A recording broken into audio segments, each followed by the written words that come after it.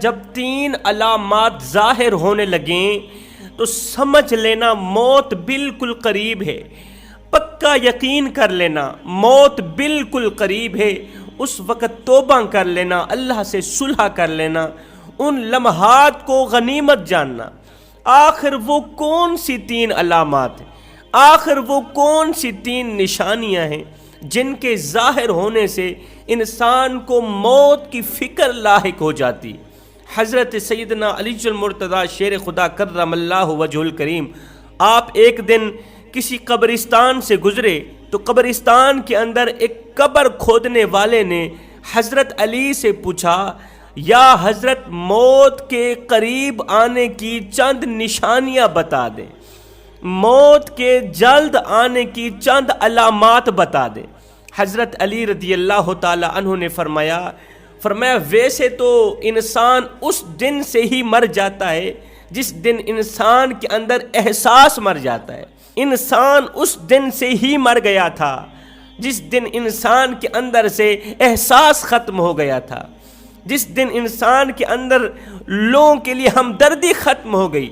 فرمایا جس انسان کے اندر احساس مر جائے، لوگوں کے لیے ہمدردی ختم ہو جائے، مٹ جائے، وہ انسان زندہ ہونے کے باوجود بھی مردہ کہلوانے کا حقدار ہوتا ہے۔ فرمایا موت کے آنے کی پہلی نشانی، جب جسم موت کے بالکل قریب ہوتا ہے تو انسانی حاجات جیسے بھوک اور پیاس کی ضرورت محسوس ہونی بند ہو جاتی ہے۔ جب بھوک اور پیاس کی ضرورت محسوس ہونی بند ہو جاتی ہے تو لاخر جسم مزید توانائی حاصل کرنے کے لیے جسم کے اندر خوراک کا آنا بند کر دیتا ہے۔ روٹی کا جسم کے اندر جانا، غذا کا اندر جانا، حلق کے اندر 2 گھونٹ پانی کے جانا بند کر دیتا ہے۔ فرمایا یہ نشانی ہے روح کے جسم کو چھوڑنے کی، یہ نشانی ہے موت کے بالکل قریب ہونے کی۔ فرمایا موت سے کچھ دیر پہلے ساری زندگی خون کو پمپ کرنے والا جو دل ہے، اس دل کی دھڑکن بے ترتیب سی ہونے لگ جاتی ہے، بے ترتیب سی ہو جاتی ہے۔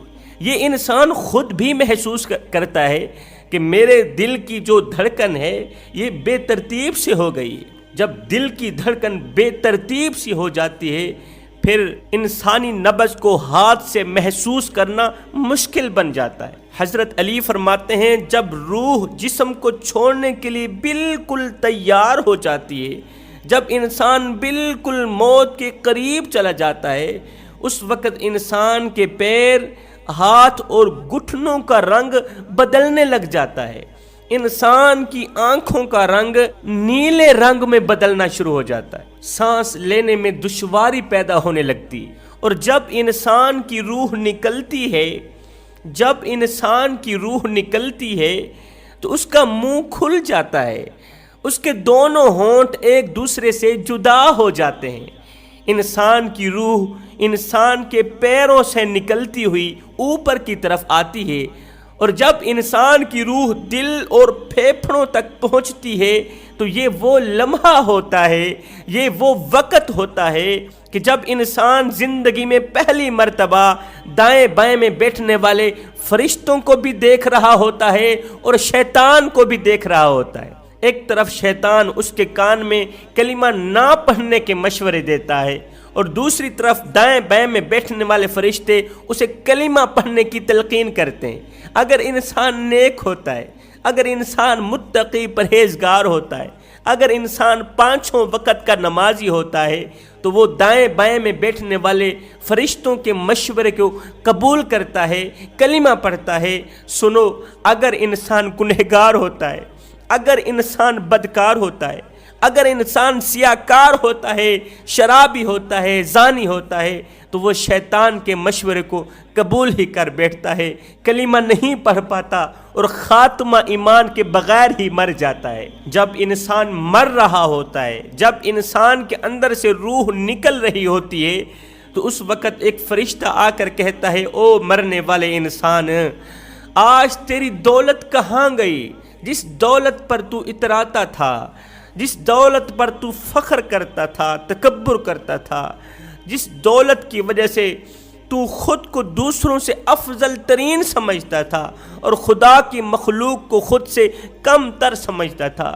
وہ تیرے عزیز و اقارب کہاں گئے جو کہتے تھے ہم تیرے لیے جان وار دیں گے، ہم تیرے لیے جان کی بازی لگا دیں گے؟ اور تیری اولاد کہاں گئی جن کے لیے تو حلال و حرام کی تمیز کیے بغیر کماتا رہا، کھلاتا رہا؟ آج کوئی تیرے ساتھ نہیں جائے گا، آج کوئی تیرے ساتھ مرنے کے لیے تیار نہیں، آج تو اکیلا ہی مرے گا، آج تو اکیلا ہی موت کی تکلیف برداشت کرے گا۔ کیا آپ جانتے ہیں جب انسان کی روح نکلتی ہے، جب انسان مر جاتا ہے تو انسان کی آنکھیں کھلی کی کھلی رہ جاتی، نہ دائیں پھرتی ہیں نہ بائیں پھرتی، سیدھا چھت پر لگی ہوئی ہوتی ہے۔ یہ کیوں ہوتا ہے؟ جب فرشتہ انسان کی روح نکال کر آسمان کی طرف لے کے جا رہا ہوتا ہے نا، تو انسان اپنی روح کو دیکھتا ہوا آسمان کی طرف دیکھ رہا ہوتا ہے کہ وہ میری روح جا رہی ہے۔ انسان کی آنکھیں اس لیے کھلی کی کھلی رہ جاتی ہیں کہ انسان اپنی روح کو دیکھ رہا ہوتا ہے۔ اللہ فرماتا ہے او میرے بندو،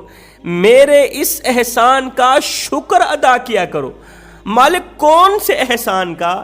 فرمایا یہ جو میں نے تمہیں موت عطا کی ہے۔ مالک تو نے ہمیں زندگی دی ہے، یہ تو تیرا احسان بنتا ہے، اور یہ موت کا احسان کہاں سے آ گیا؟ فرمایا موت کے ساتھ ساتھ میں نے تمہیں قبر جیسا خوبصورت مکان بھی دیا ہے، یہ بھی میرا تم پر احسان ہے۔ یا اللہ قبر کا احسان کہاں سے آ گیا؟ فرمایا تم دیکھتے نہیں ہو جب کتا مر جاتا ہے تو کتے کو روڑی پر پھینک دیا جاتا، کتے کو چیر پھاڑ کر کھایا نہیں جاتا۔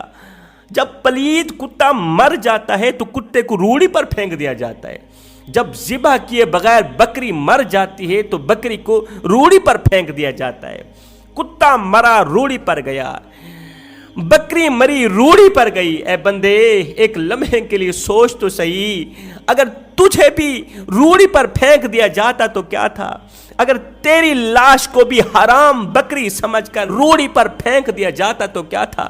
اگر تیری لاش کو بھی کتوں کے آگے پھینک دیا جاتا تو کیا تھا؟ اگر تیری لاش کو بھی جلا دیا جاتا تو کیا تھا؟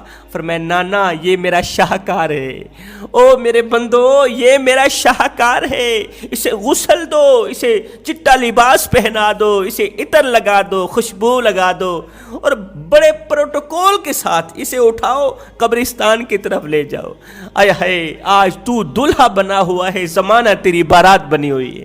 اللہ آواز دیتا ہے میرے اس بندے کو ایک بندہ بھی نہیں 4 بندے اٹھائیں اور کندھا بھی بدلتے رہنا، اور آہستہ آہستہ جانا، میرے شاہکار کو دھکا بھی نہ لگنے دینا۔ اور تیرا پروٹوکول اتنا ہے کہ آج امام کعبہ بھی آ جائے وہ بھی پیچھے ہے، تیری لاش آگے ہے۔ اب میرا اللہ فرماتا ہے اے میرے بندے دیکھ تو صحیح ہم نے تیرے ساتھ کیسا اچھا سلوک کیا، بتا تو صحیح تو نے ہمارے ساتھ کیا کیا؟